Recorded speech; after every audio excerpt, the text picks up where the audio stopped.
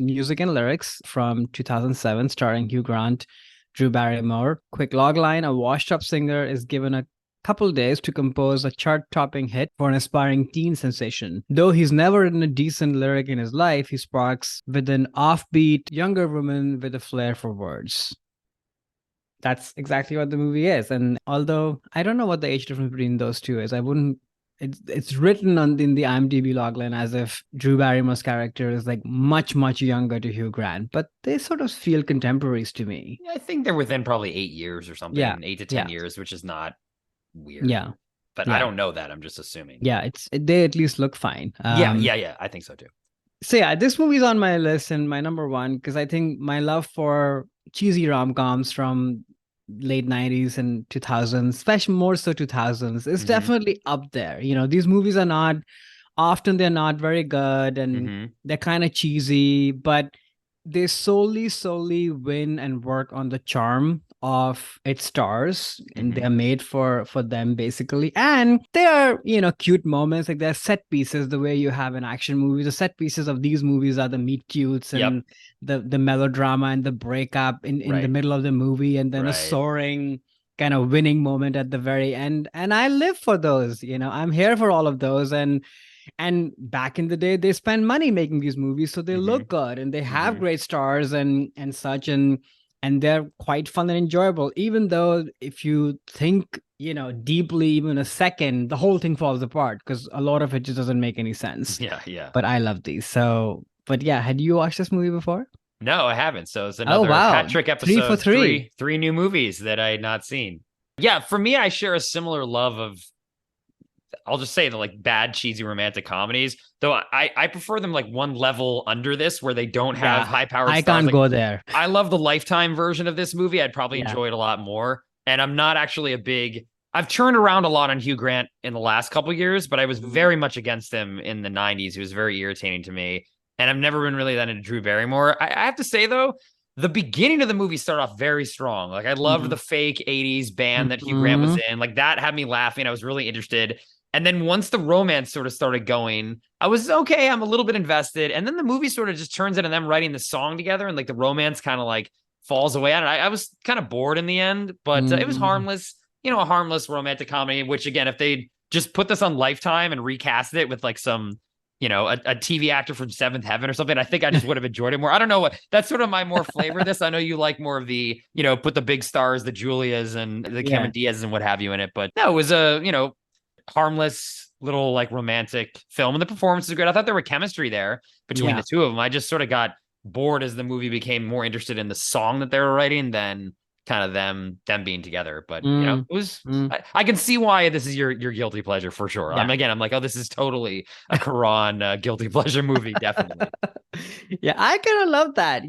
Like I can't think of that many movies that actually show the process of writing music and making music that well, because it's not a very cinematic thing. Like, this is not somebody making a painting or creating a play or something. Like, this is right people sitting talking to each other and writing lyrics, and I thought that was actually done pretty well. And the two of them actually sing for real in the movie, and he's actually quite good in his singing. Oh, they do sing? Oh, yeah. Oh, I didn't realize that. Oh. Yeah, there's a sound. I used to listen to that song, Love Autopsy. You did? I did. I had it on my iPod. Oh my God, that is so funny. That's the guilty pleasure right there, too. That is the guilty pleasure right there. I know. I'm kind of revealing way too much about myself on this, but I thought that was pretty well done. And then, it's not the most, highbrow critique, but it still is a critique on the music industry, the cash grabbiness of that, and how these pop stars work and their entourage, and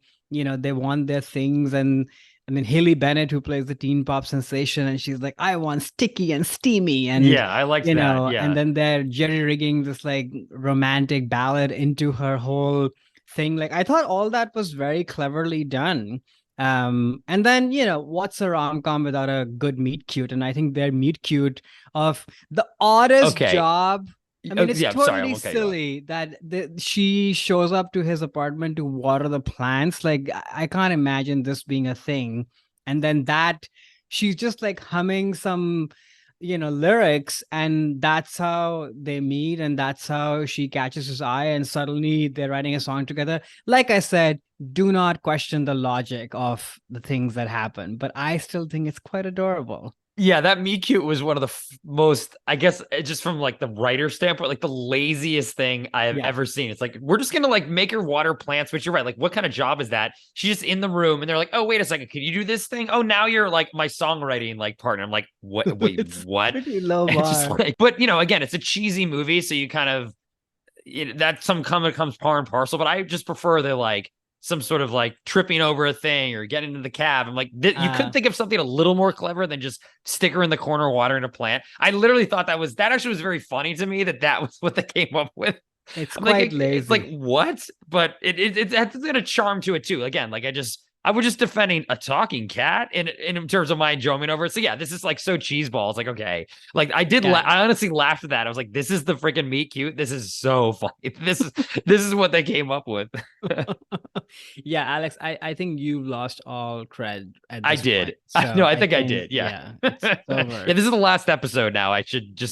We should stop doing this. I ruined the credibility of this show. I'm hiring the talking cat as my next co-host. Yeah, this podcast has gone totally downhill because we lost our minds. Yeah.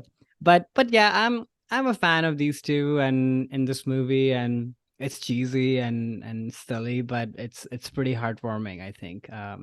And you're right, like the whole 80s thing and the scene of, these sort of washed up pop stars. That was very fun. Playing to the older crowd and all these older women like throwing themselves. And I think that felt very true to me, the way it's handled. Like I would watch just a movie on that. Right. No, totally. See what happens. Yeah, and maybe at some point we'll talk more about Hugh Grant, but I think this is also suits him very well too, because he can play sort of irritated and annoyed. Well. And that is what I'm sure pop stars that are like this, where they were big at one point and now they're basically playing to these crowds, but there's an arrogance in it too. Like they want the attention from somebody. And okay, it might as well be 45-year-olds. I mean, They wish they were still at the top of the charts and doing, more quote unquote, like legitimate stuff instead of singing the same song to, in like the back of the YMCA or whatever. But he's very well cast in this part for sure. Yeah. And, like you said, we'll chat more about Hugh Grant at some point in one of our actor series episodes. So a quick teaser there. But this is his secret gift. Like he can be annoying and irritating and irritated at the same time, be charming, at the same time, be self-deprecating, at the same time, wants it. And there's like an effortlessness to it. Like not many people can do that. And he makes it look very easy. Of course, like this movie is nothing without him. And she's very good too, but I think he is the centerpiece, I think, of the movie. I totally agree. Yeah, and I was trying to think like of another actor whose persona would work in this part, especially in like the romantic comedy setting. And I think he's the only one I can think of. Yeah. Whereas, again, Drew does her typical like quirky, odd girl performance thing, but not that I'm necessarily slagging her off too much, but there's a lot of actresses who can do that type of role. But for the Hugh Grant part, I don't think there really, was. And again, the movie didn't really work for me overall, but I think it would have been a lot worse if it was not Hugh Grant in that male lead. Like, I don't think anyone else could have made it as enjoyable as it was. Yeah, definitely not surprised that, a romantic comedy from the 2000s was on this list for you. Hey there, it's Alex. If you like the review and discussion Karan and I just had, make sure you subscribe to our channel, Movies That Shaped Us, to get full episodes. Every other Wednesday, Karan and I cover a topic around important people, places, events, and moments in our lives, and then explore it through 3 of our favorite movies. Subscribe right now, or follow our podcast on Spotify or Apple Podcasts via the link in the description below. Hope you join us for the journey.